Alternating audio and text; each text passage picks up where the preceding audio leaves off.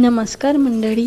आमच्याकडे होता माझ्या छोट्या बहिणीच्या मुलाचा बड्डे, म्हणजे देवांच्या मावशीच्या मुलाचा देवांच्या भावाचा बड्डे होता आणि सर्वप्रथम आम्हाला शॉपिंग करायची होती आणि त्यामुळे आम्ही आलो होतो कॉस्मेटिक शॉपमधून अशा प्रकारचे थोडेसे प्रोडक्ट्स घेतले आणि अशी छोटी मोठी खरेदीसुद्धा करून घेतली होती. मला संध्याकाळची तयारी करायची होती आणि बड्डेची पॅकिंगसुद्धा करायची होती.